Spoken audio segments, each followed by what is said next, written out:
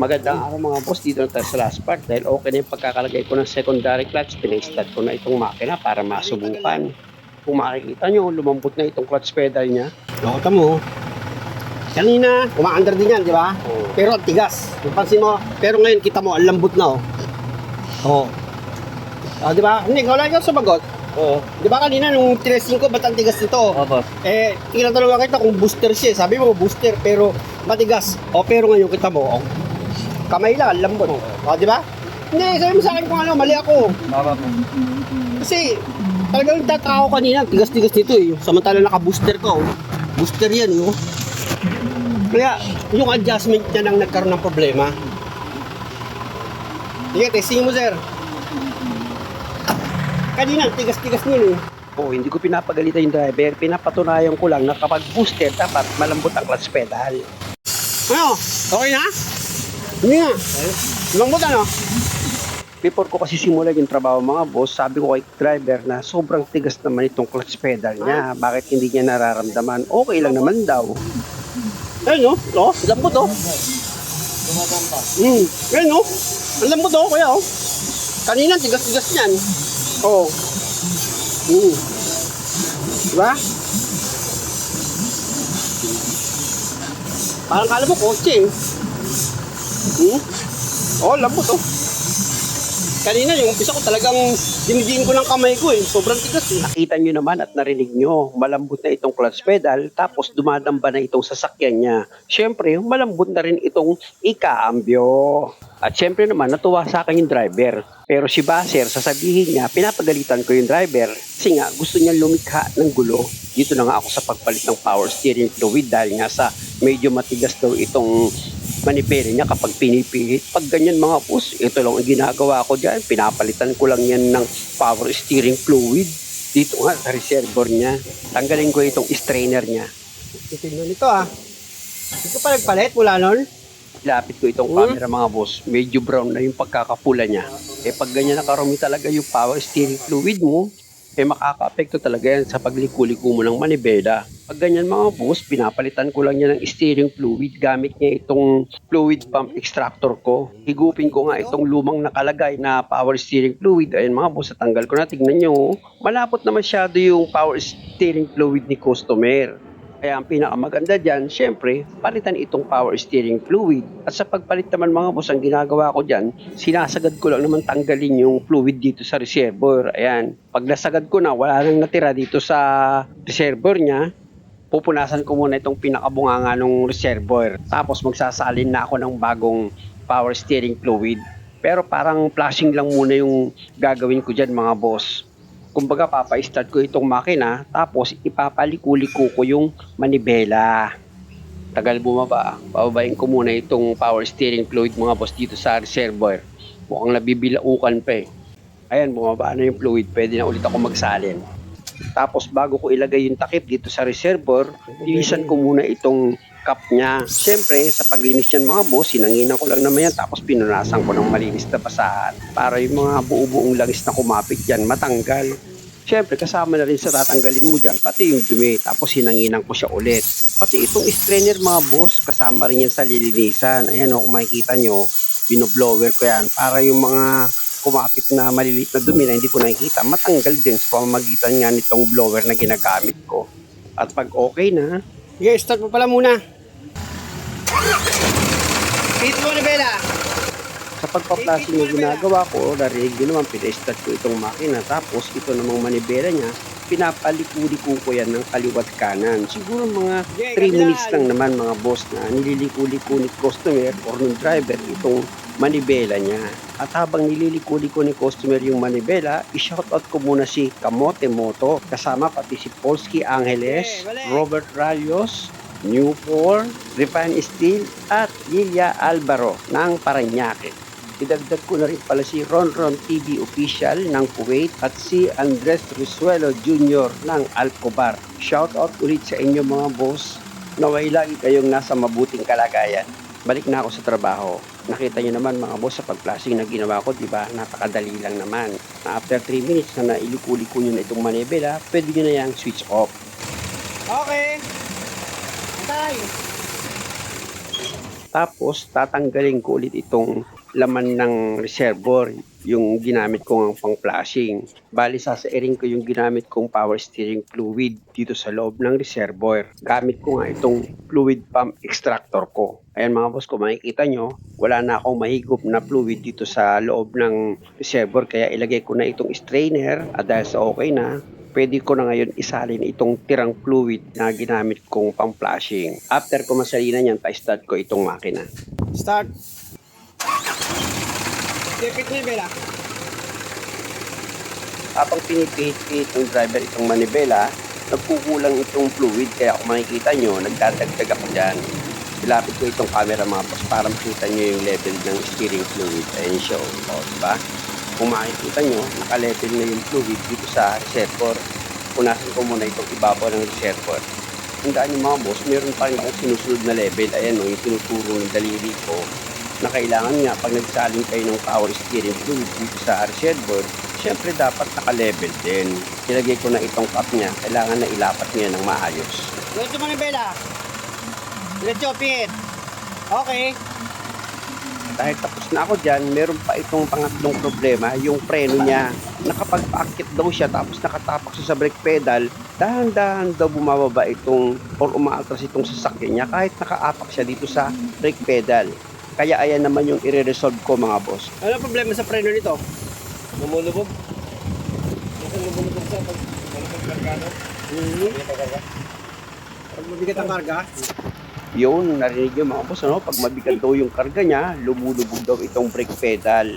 Pero ang kwento naman sa akin ng may-ari, pag inapakan itong brake pedal, hindi daw siya bumibigla. At ito mga boss, kung makikita nyo, pinakiramdaman ko itong brake pedal. Ako kasi mga boss, yung mga simpleng ganitong problema lang, yung mga basic lang.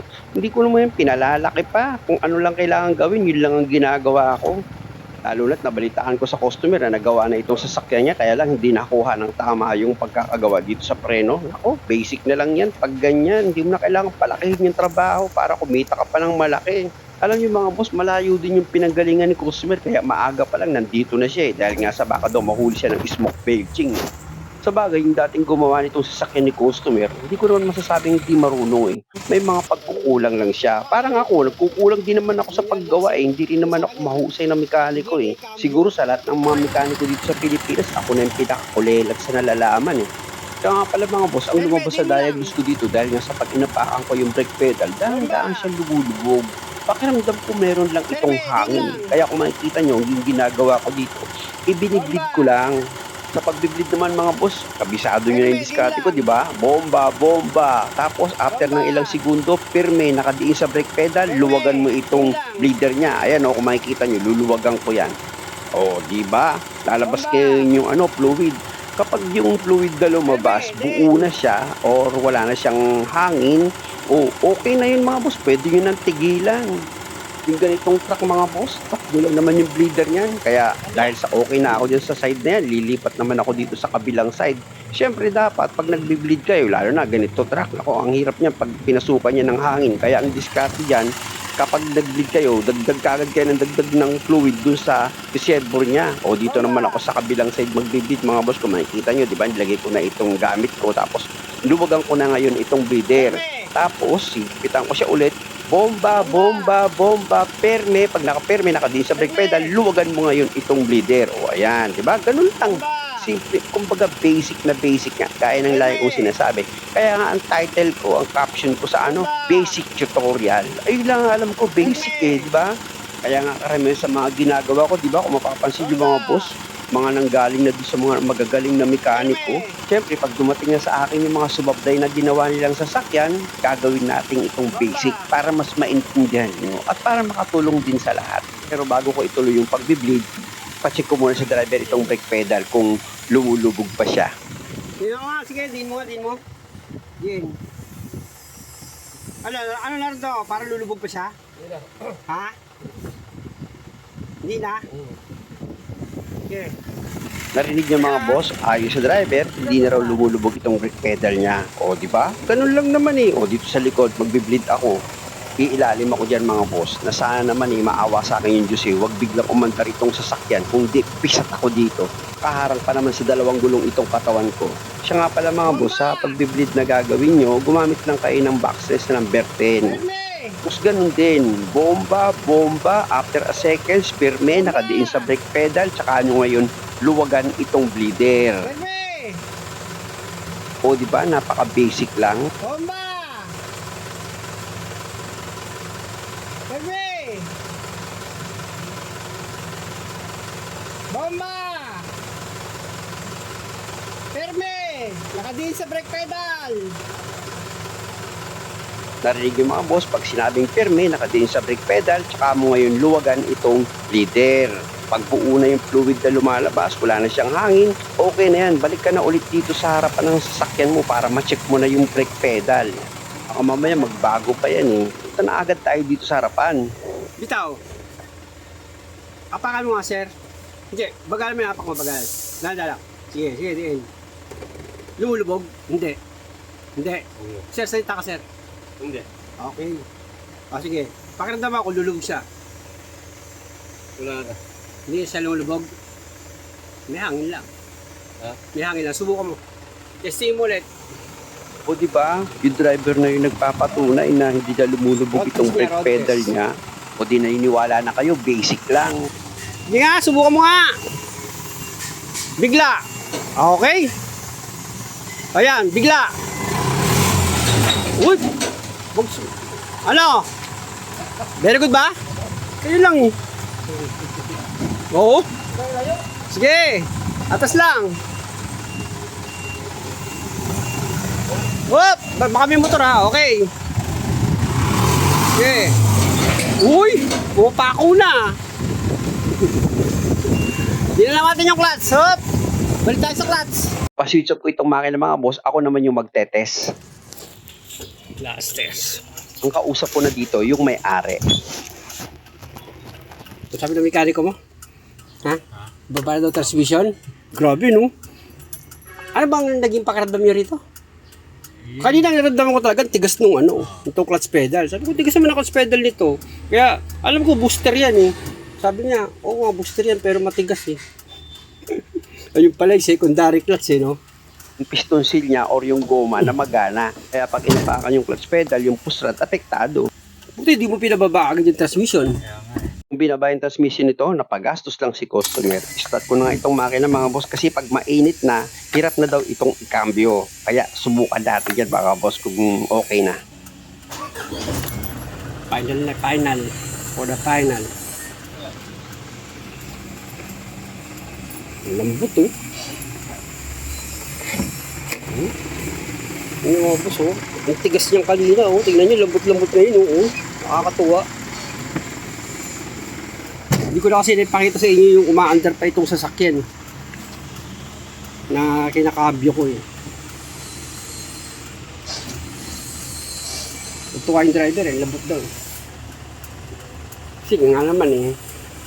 Oh, lambot yung cambio. Di ba?